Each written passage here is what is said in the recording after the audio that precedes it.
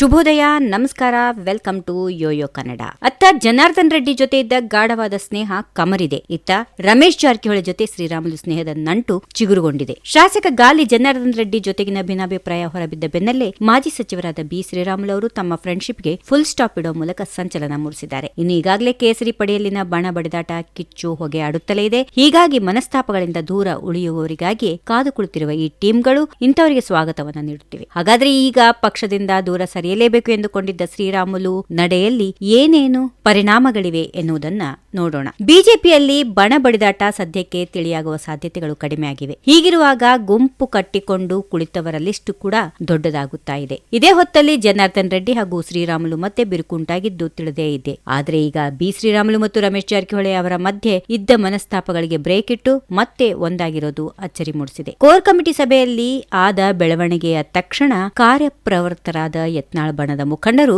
ರಮೇಶ್ ಜಾರಕಿಹೊಳಿ ಮತ್ತು ಶ್ರೀರಾಮುಲು ನಡುವಿನ ಭಿನ್ನಾಭಿಪ್ರಾಯ ನಿವಾರಿಸುವ ಪ್ರಯತ್ನ ಮಾಡಿದ್ದಾರೆ ಎನ್ನಲಾಗುತ್ತಿದೆ. ಉಭಯ ನಾಯಕರನ್ನ ಪರಸ್ಪರ ಮಾತುಕತೆ ನಡೆಸುವಂತೆ ವೇದಿಕೆ ಸೃಷ್ಟಿಸಿ ಸೌಹಾರ್ದ ವಾತಾವರಣ ನಿರ್ಮಾಣ ಮಾಡಿದ್ದಾರಂತೆ. ಆ ಮೂಲಕ ಶ್ರೀರಾಮುಲು ಅವರನ್ನು ತಮ್ಮ ಬಣದತ್ತ ಸೆಳೆಯುವಲ್ಲಿ ಒಂದು ಹಂತದ ಯಶಸ್ಸು ಕಂಡರು ಎಂದು ಮೂಲಗಳಿಂದ ತಿಳಿದು ಬರ್ತಾ ಇದೆ. ಅಷ್ಟೇ ಅಲ್ಲದೆ ಈ ಮೂಲಕ ಶ್ರೀರಾಮುಲು ಅವರು ಬಳ್ಳಾರಿಯಲ್ಲಿ ಶಕ್ತಿ ಪ್ರದರ್ಶನ ಮಾಡುವ ಸಲುವಾಗಿ ವಾಲ್ಮೀಕಿ ಸಮುದಾಯದ ಬೃಹತ್ ಸಮಾವೇಶ ಆಯೋಜಿಸುವ ಬಗ್ಗೆ ಚಿಂತನೆ ನಡೆಸಿದ್ದಾರೆ ಎಂದು ಕೂಡ ಹೇಳಲಾಗ್ತಾ ಇದೆ. ಆದರೆ ವರಿಷ್ಠರ ಅನುಮತಿ ಇಲ್ಲದೆ ಇಂತಹ ಸಮಾವೇಶ ಹಮ್ಮಿಕೊಳ್ಳುವುದು ಸರಿಯಲ್ಲ ಎಂಬುದು ಇನ್ನೊಂದು ಅಭಿಪ್ರಾಯ. ಹಾಗೆ ಮಾಡಿದಲ್ಲಿ ವರಿಷ್ಠರ ಕೆಂಗಣ್ಣಿಗೆ ಗುರಿಯಾಗಬೇಕಾದೀತು ಎಂಬ ಎಚ್ಚರಿಕೆಯ ಸಲಹೆಯನ್ನ ರಮೇಶ್ ಜಾರಕಿಹೊಳಿ ಅವರು ರಾಮುಲುಗೆ ನೀಡಿದ್ದಾರೆಂದು ಮೂಲಗಳು ತಿಳಿಸಿವೆ. ಇದು ಯಾವ ಸ್ವರೂಪವನ್ನು ಪಡೆದುಕೊಳ್ಳುವುದು ಇನ್ನೂ ಅರಿಯದ ವಿಷಯ. ಒಟ್ಟಾರೆಯಾಗಿ ತಮ್ಮ ಬಣದ ಶಕ್ತಿ ಹೆಚ್ಚಿಸಿಕೊಳ್ಳಲು ಮುಂದಾಗಿರುವ ಶಾಸಕ ಬಸನಗೌಡ ಪಾಟೀಲ್ ಯತ್ನಾಳ್ ಬಣದ ಮುಖಂಡರು ರಮೇಶ್ ಜಾರಕಿಹೊಳಿ ಮತ್ತು ಶ್ರೀರಾಮುಲು ನಡುವೆ ಕೊಂಡಿಯಂತೆ ಕೆಲಸ ಮಾಡಿ ಉಭಯ ನಾಯಕರ ನಡುವೆ ಸ್ನೇಹ ಚಿಗುರೊಡೆಯುವಂತೆ ಮಾಡಿದ್ದಾರೆ ಎಂದು ತಿಳಿದು ಬಂದಿದೆ. ಇದು ಇಲ್ಲಿ ನೇರವಾಗಿ ವಿಜೇಂದ್ರನನ್ನ ಬಗ್ಗು ಬಡಿಯುವ ಪ್ರಯತ್ನ ಎಂಬುದು ಸ್ಪಷ್ಟವಾಗಿದೆ. ಇನ್ನು ಮುಂದೆ ಯಾವ ಸ್ವರೂಪವನ್ನ ಇದು ಪಡೆದುಕೊಳ್ಳುತ್ತದೆ ಎನ್ನುವುದನ್ನ